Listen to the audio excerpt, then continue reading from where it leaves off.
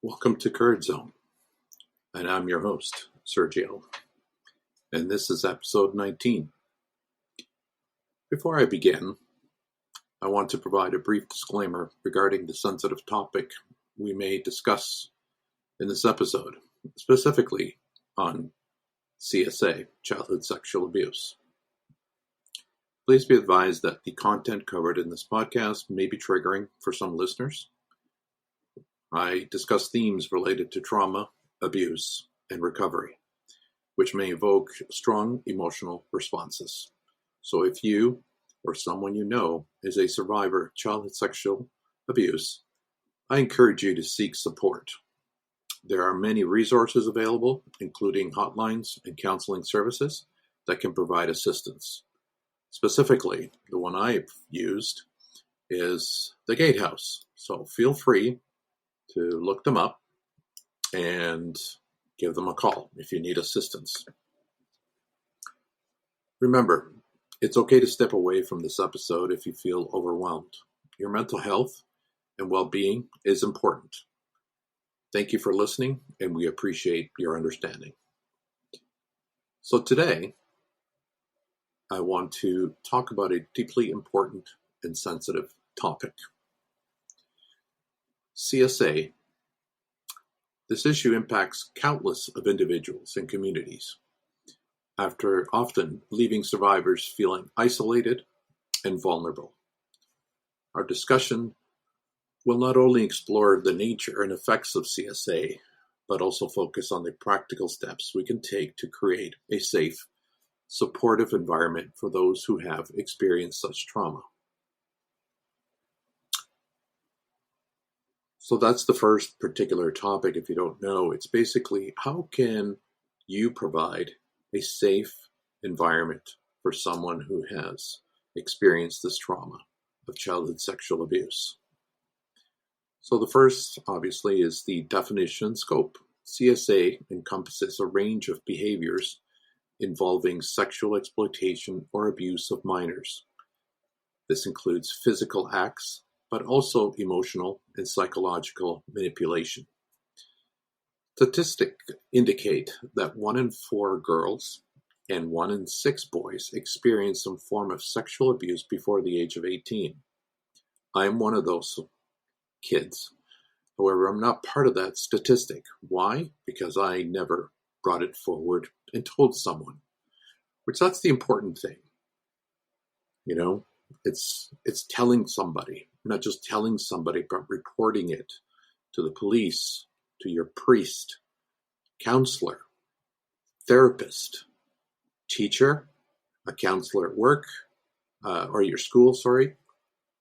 So they're varied people, but yes, it is safe to do so. And of course, these numbers are staggering and highlight the urgent need for awareness and action. So the effects on survivors. Survivors may face a variety of psychological effects, including depression, anxiety, PTSD, and difficulties in forming relationships. The trauma of CSA can manifest in physical ways as well, affecting a survivor's overall health and well-being. It's crucial to understand that the impact is not just immediate, but can last a lifetime. And it can. I speak from personal experience. So the myths and misconception. I know that I've covered this before in one of my previous podcasts, but there are many myths surrounding CSA, such as the belief that only happens in certain socioeconomic classes, or that perpetrators are always strangers. In reality, most abuse occurs within trusted relationships. Understanding these misconceptions is essential for creating a more informed society. So how can we create a safe space for survivors? So creating a safe space for survivors is vital for their healing process. So I'm going to detail a few strategies. Education and awareness. Understanding CSA as a community, we must educate ourselves about CSA, its signs, effects, and prevention. Awareness programs can help dispel myths and encourage more open conversation. The next is workshops and resources. Organize workshops in schools, community centers, and workplaces. Provide literature that educates about the signs of abuse and how to report it. Have open communication. So you encourage dialogue. Create an environment where discussion about feelings, safety, and boundaries are normalized.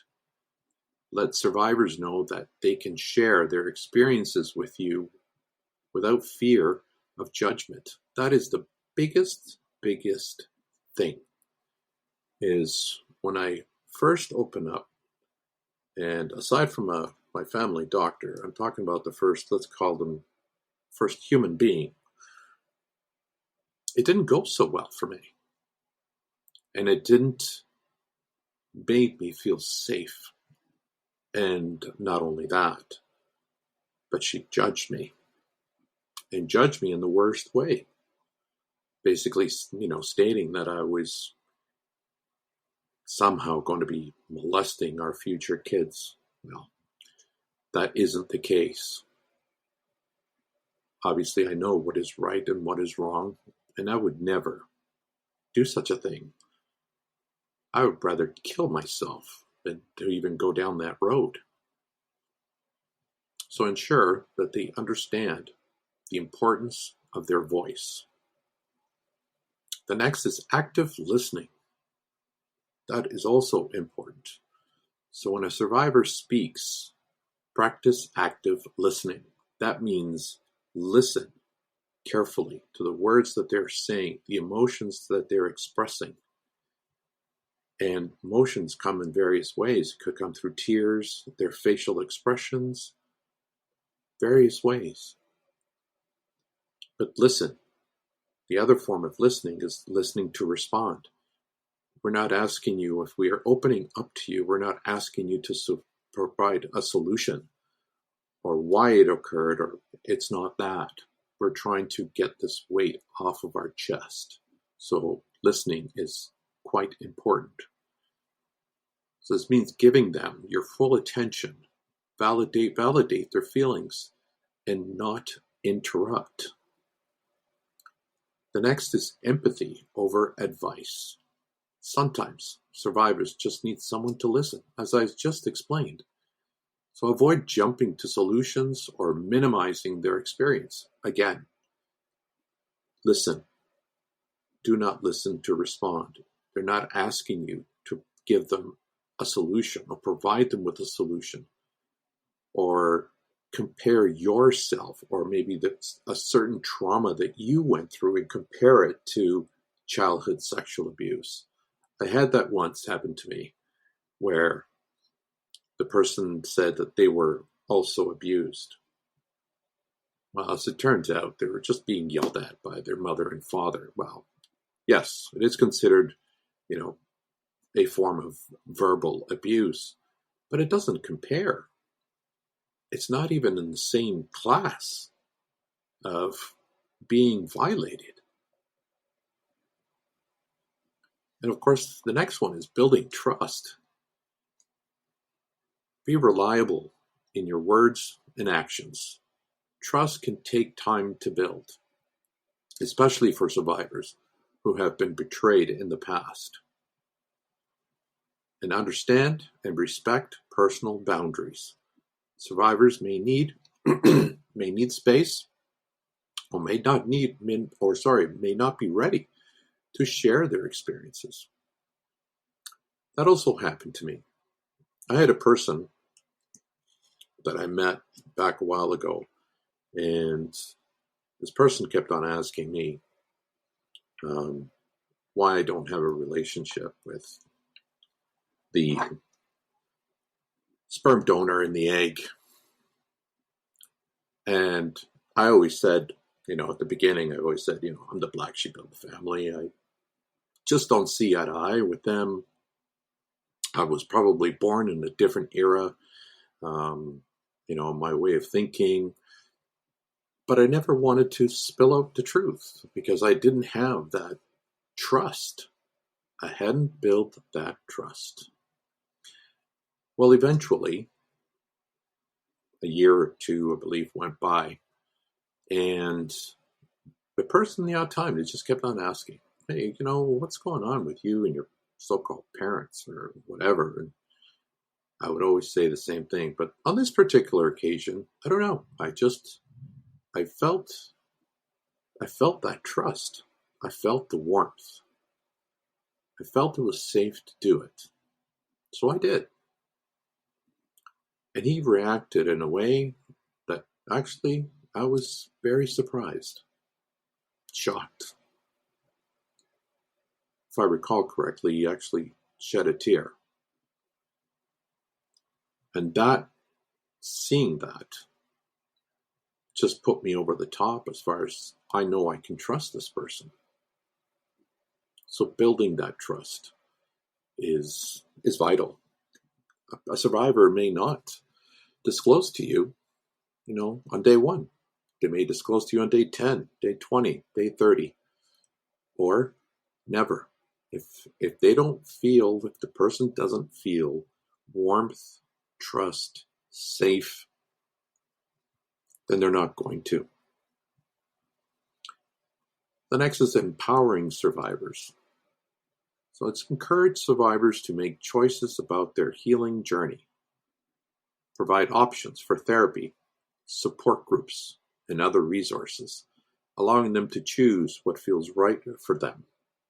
Keep in mind, like any other thing, that's the word that comes to my mind, I'm sorry, but if someone is ready, they're going to do whatever it takes to get on that journey of healing. But when you're not ready to talk about it, you are not ready to definitely not talk about it to a perfect stranger, which a therapist or a counselor or a psychiatrist or support group, is because they haven't built that trust. And on top of that, as far as not being ready, you're just not ready.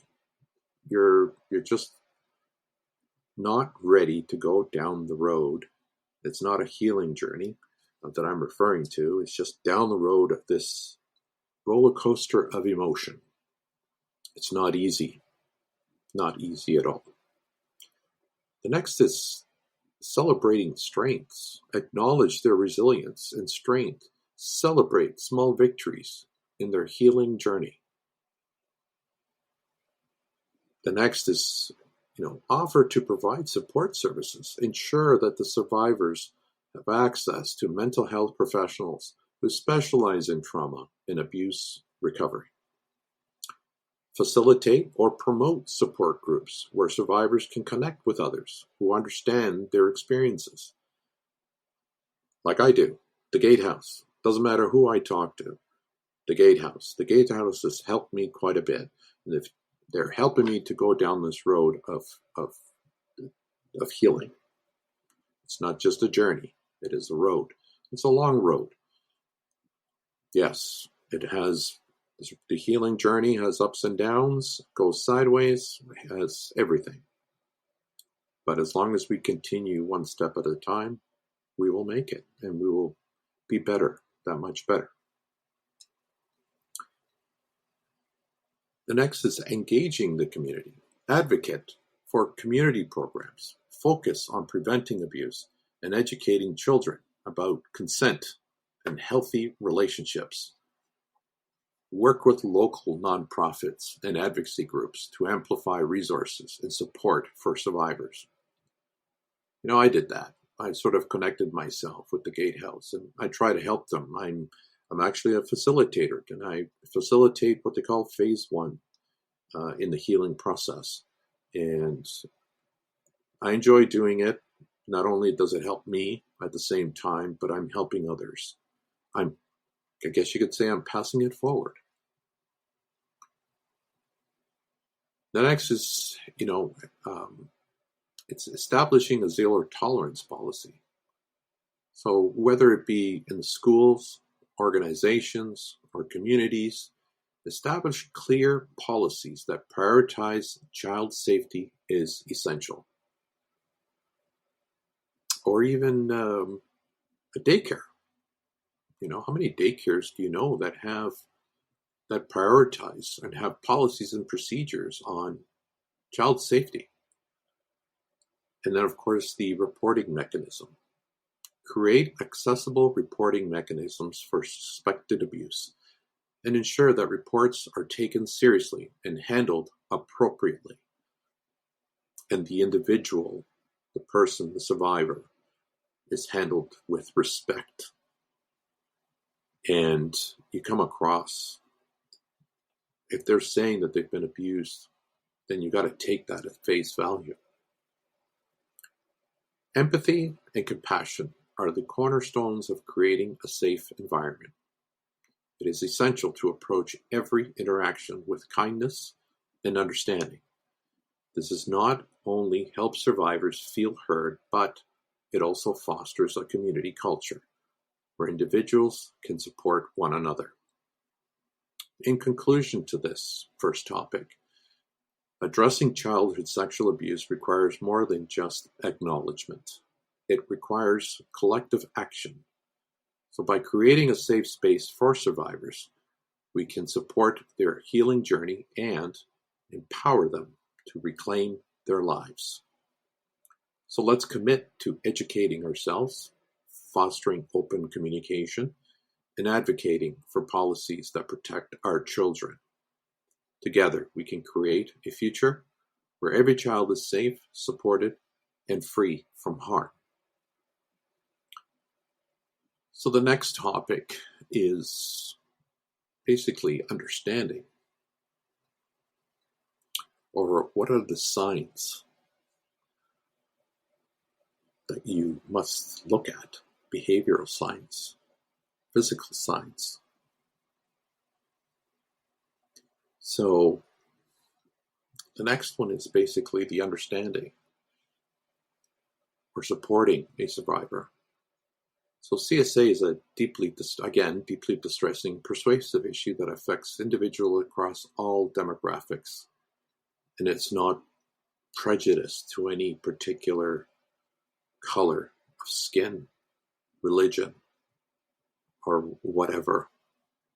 It encompasses any sexual activity with a child and can take many forms, including physical contact, exploitation, and exposure to sexual explicit materials.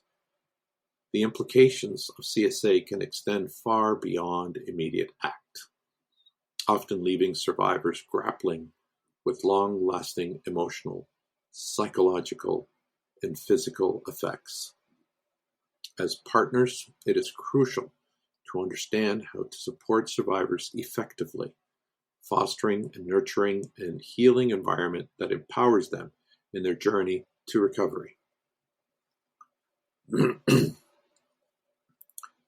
So defining, again, I'm sure we all know it, but defining CSA. So child sexual abuse refers to any sexual act or exploitation involving a minor. According to the World Health Organization, approximately one in, I forgot the, one in 4 girls and 1 in 6 boys worldwide, worldwide, have experienced sexual abuse. These statistics underscore the urgency of addressing this issue and providing support to survivors. So the type of CSA, physical abuse. This includes any direct sexual contact with the child, such as fondling or intercourse. Exploitation. This may involve the use of a child in sexual acts for the benefits of an adult, often through child pornography or trafficking. Grooming. Perpetrators often engage in grooming and manipulative process to gain the trust of a child and their caregivers, making it easier to exploit them. And what type of effects does it have on CSA or on survivors? The consequences of CSA are profound and varied. Survivors may experience psychological issues. Many survivors face mental health challenges, including depression, anxiety, PTSD, and suicidal ideation. Then there's emotional difficulties. Feelings of shame, guilt, and worthlessness are common. Survivors may struggle with intimacy and trust in relationships. And of course, the last one is physical health problems. The trauma of CSA can manifest physically, leading to chronic pain, gastrointestinal issues, and other health concerns. So understanding these effects is vital for partners who wish to provide effective support. So supporting a partner who is a survivor. Supporting a partner who has experienced CSA requires sensitivity, patience, and a deep commitment to the healing process. So here are ways that you can help. Educate yourself about CSA. To offer informed support, it is crucial to educate yourself about CSA, its impact, and common reactions among survivors. This knowledge will help you approach conversations with empathy and understanding. So read books, attend workshops, or seek out reputable online resources to gain insight into the complexities of CSA and its long-term effects. The next is foster open communication. Create an environment where your partner feels safe to share their feelings and experiences. Encourage open dialogue by listening actively. So when your partner shares their thoughts, listen without interrupting. Show that you value their experiences and emotions. Next is be patient. Understand that they may not be ready to share everything at once. So let them open up at their own pace. Number 3 is validate their feelings.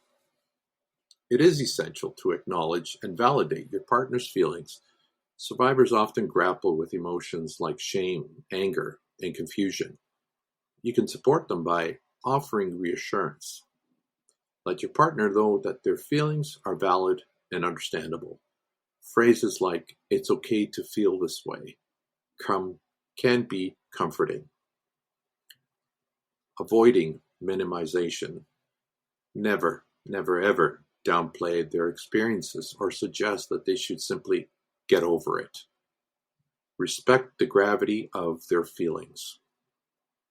Number 4, encourage professional help. While your support is invaluable, professional help is often essential for survivors. Encourage your partner to seek therapy or counseling, which can provide them with tools to process their trauma. You can research options together. Help them find qualified therapists specializing in trauma or CSA. Attend sessions if they wish. If your partner is comfortable, offer to attend sessions with them for additional support. Number 5, create a safe and supportive environment. Your home should be a sanctuary for healing. Consider the following. Establish boundaries. Discuss and respect personal boundaries. Your partner may need space or specific comfort measures. Practice routines. Establishing routines can create a sense of normalcy and stability, which is essential for healing. Number 6, be mindful of triggers. Survivors may have triggers that evoke memories of their trauma. Being aware of these triggers can help you provide better support. Communicate about triggers. Encourage your partner to share what might trigger distressing memories. Understanding these can prevent unintentional harm. Avoid triggers when possible. So if you know certain topics, places, or situations are triggering, do your best to avoid them. Number 7, be patient and understanding. Healing from CSA is a long-term process, often filled with ups and downs. Your partner may have good days and bad days. So here how you can navigate this. Avoid pressure. Don't rush your partner's healing process. Each individual heals at their own pace.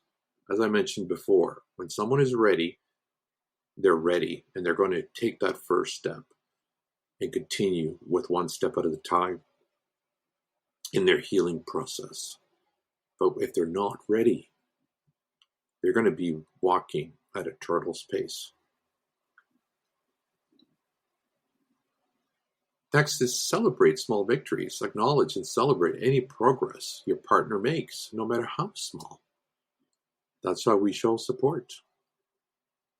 Always look at the positives, not the negatives. Support self-care practices. Encourage your partner to engage in self-care activities that promote their physical and mental well-being. So participate together. Suggest activity like yoga, not for me. Meditation, yes, or walks in nature that you can do together. I like it on certain days to do those walks, not all the time. I guess sometimes it depends how I'm feeling that day, whether I'm feeling good or feeling quite paranoid, on high alert. If I'm on high alert, I don't want to be going walking anywhere. But if I'm not on high alert, then yes, I like to enjoy the outdoors. Number 9 is be prepared for relapses. Recovery is rarely linear. There will be setbacks, so be prepared for moments when your partner may struggle. Stay calm. If your partner experiences a setback, remain calm and supportive. Reassure them that it's part of the healing process. And again, reinforce your commitment. Let your partner know that you are there for them, no matter how challenging the journey becomes. Number 10, seek support for yourself. Supporting a partner through trauma can emotionally taxing, so make sure to take care of your own mental health. Join a support group. Consider joining support groups for partners of survivors. Sharing experiences with others can help you cope. Practice self-care as well. Engage in activities that recharge you, whether it's exercise, hobbies, or spending time with friends. So in conclusion, childhood sexual abuse is a harrowing reality that impacts not only survivors, but also their loved ones. As a partner, your support can play a pivotal role in your loved one's healing journey. By educating yourself, fostering open communication, validating feelings, and creating a safe environment. You can also help your partner navigate their recovery. Remember that healing is a journey, and while it may be challenging, your love, commitment can provide a profound difference. Together, you can build a path towards healing and resilience. And the last topic, actually, before I step into the next topic, which is basically the signs of somebody being abused or is a survivor of CSA. Before I get into that, I want to give you a very strong example of the support. Support is very, very, very important. And of course, the first one is, as I mentioned in my last podcast, I'll be going away for a couple of months. And it's effective the 15th of October through to December 10th. I'm going to a place that is called Bellwood. And this place specializes in various things, whether it be drug and alcohol addiction. But more specifically for me, they specialize also in trauma. So they specialize in PTSD, anxiety, panic attacks, and I'm hoping with all of that it minimizes my depression. And so the reason I'm telling you this is because when I first got the news of going to this place, I told my spouse that, I was going to go through the outpatient program, which basically is doing things through Zoom. So I guess you're spending time throughout the day and talking through Zoom and stuff. But I don't do very well, learn very well, cope very well when it comes to outpatient programs. So I decided that I wanted to do the inpatient program. The inpatient program, what I thought wasn't the actual truth, but what I thought was I'd be driving to this location, spending the time that I need to do whatever it takes on a daily basis, and then come home every day. Well, as it stands, that wasn't the case at all. And so my first thought of spending 2 months away from my spouse, that is very hard for me. I'm so connected to my spouse, and so I really depend on her support in various ways.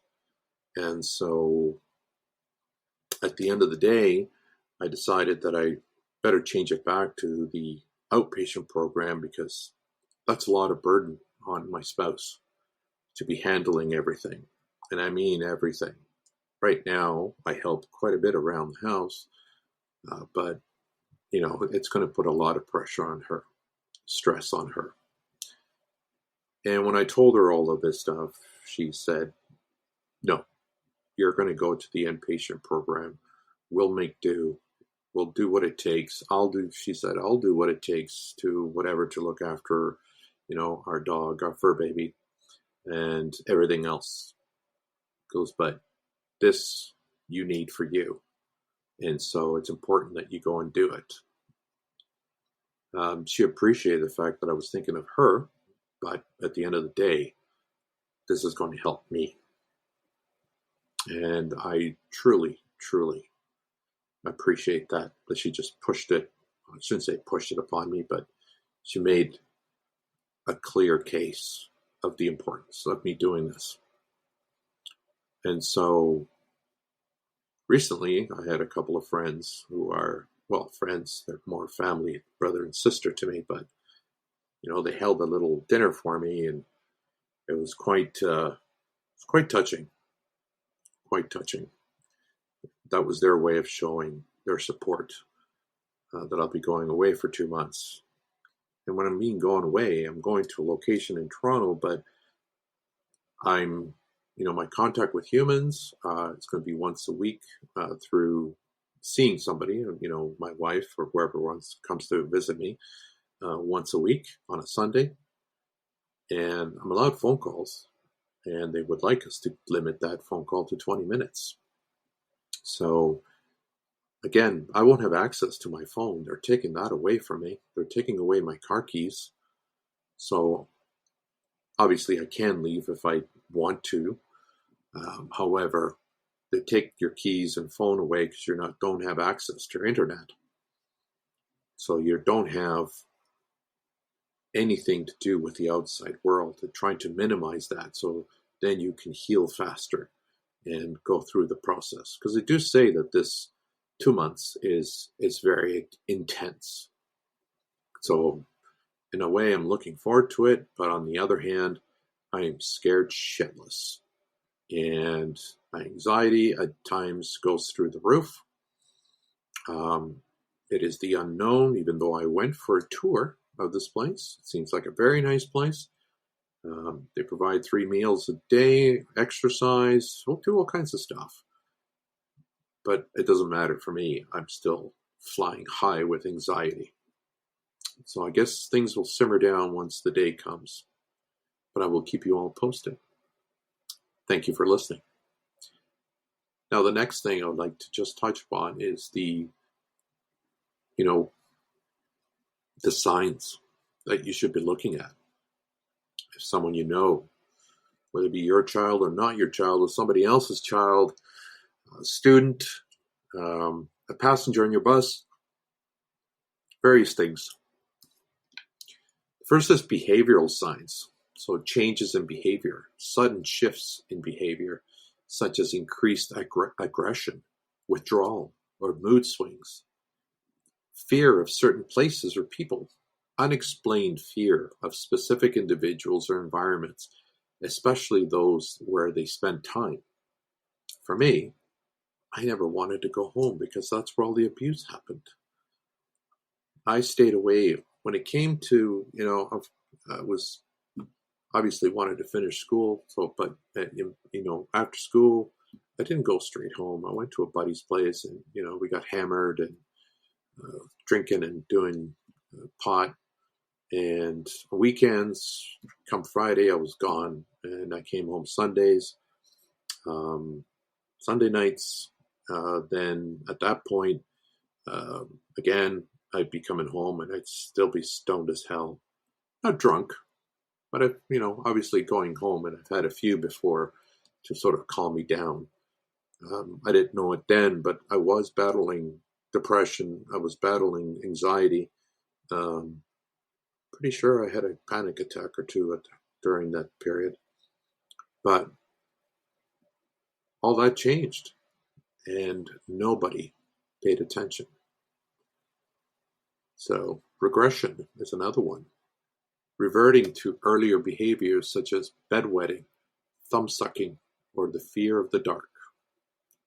Sexualized behavior, inappropriate sexual knowledge or behavior for their age, which may include drawing sexual images or engaging in sexual play.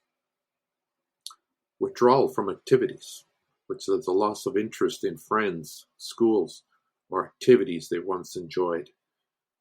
I never experienced that. As far as the loss of interest in friends, I actually, they didn't know it, but I depended on them. Obviously, just, crashing at their places and doing pot, smoking whatever, having beers, drinking, all kinds of different alcohol. But I didn't withdraw from that or the activities. I continued to play home the sports that I wanted to. That helped me stay away from home. That's the way I saw it. Then you have the physical signs. Unexplained injuries, bruises, cuts, or other injuries that are difficult to explain, like a black eye, bruising on your side of your cheek. You got a fat lip. Try explaining that one. You're like 12 years old, 11 years old, and you got a fat lip and you're going to school. How did I address it? I fell off my skateboard. Or I ran into a door. I was quite clumsy. Anyways, the next one is STIs, or unexplained physical issues, signs of sexual transmitted infections, or other unexplained physical complaints. Difficulty walking or sitting, complaints of pain or discomfort in the genital area, or difficulty with mobility. The next is emotional signs, low self-esteem, signs of low self-worth, such as frequent feelings of shame or guilt. I certainly felt that, still do. I have a very low self-esteem about myself because of it. The next is anxiety or depression. I'm an expert. Increased anxiety, depression, or signs of post-traumatic stress disorder, or otherwise known as PTSD. The next is fear of physical contact, a strong aversion to physical touch or sudden fear when touched. I gotta admit that once that started happening to me, I never, ever wanted to go anywhere near the sperm donor. I just stayed away. Whatever time I spent at home, it was never inside. I would go outside, play in the backyard. I would go in the front, play ball hockey with the neighbors, go play basketball with my friends from school, play soccer, play baseball. I just would do other things instead of I never wanted to be home. And I know that some people say, well, why didn't you just run away? I didn't see that as an option. I didn't know where to go. Where would I go? As an 11-year-old child, I shouldn't be thinking about running away from home. That is not a normal thinking of an 11-year-old or a 10-year-old or a 15-year-old. It's still not. It's just, that wasn't an option for me. Or why didn't you tell anybody? I get that often. Why didn't you tell somebody? Tell somebody from school or tell your best friend well, when you are threatened that somebody is going to kill you, you take that quite seriously. And the sperm donor didn't have the most friendliest face, and he had the largest hands I have ever seen. And those hands physically touched me quite a few, and I'm talking about physical abuse. Closed fist punches to the face, or the side of the face. These are the things that I faced. And when it came to, like I said, physical contact, I didn't want to go anywhere near. When it came to even taking family pictures, I stood on the opposite side of whoever. Everything was nowhere near. Didn't want to go anywhere near this person. And of course, changes in academic performances, decline in school performance, a noticeable drop in grades, concentration difficulties, or a sudden disinterest in school. Frequent absences, increased absenteeism from school without a clear reason. And of course, you have the other signs that are substance abuse, experimenting with drugs or alcohol at a young age. My hand is raised. That would be me. Relationship issues, difficulties forming or maintaining relationship with peers or adults. That was me as well, because I didn't have good rapport with anybody. As far as girlfriends are concerned, I didn't have that many. It was mostly, my thing was just, as we said back then, wham, bam, thank you, ma'am, and off I go to the races. And that was it. I didn't think about having any long-term relationship with anybody. That's because of my low self-esteem as to who in the hell is going to want to have a long-term relationship with me. I was broken. And back then, I didn't see any way, shape, or form of being fixed. And that continued to grow throughout the years until the early 2000s, where I got some help. So in conclusion, to the signs. If you notice any of these signs, it's essential to approach the situation with care and compassion, encourage open communication, and provide a safe space for the child to express themselves. And it may not be necessary as a child. It could be a teenager. It could be somebody in their 20s or in their 30s. These signs are not specific to, an age group, or a male or a female. This covers everybody. So if there is a concern about potential abuse, it's crucial to involve professionals who can take appropriate action. And so lastly, in conclusion to my podcast, so as I wrap up today's episode, I want to emphasize the importance of awareness and education around childhood sexual abuse. This topic is incredibly sensitive, and it affects countless lives. But together, we can create a supportive environment for survivors. So if you or someone you know is struggling, please reach out for help. There are resources available, including hotlines, support groups, professional counselors who specialize in trauma. So remember, you are not alone. You are worthy, and there is hope for healing. Thank you for joining me today. Let's continue to advocate for awareness, prevention, and support, ensuring that every child can grow up in a safe and nurturing environment. If you found this episode valuable, Please share it with others and help me spread the awareness. Until next time, take care of yourselves and each other.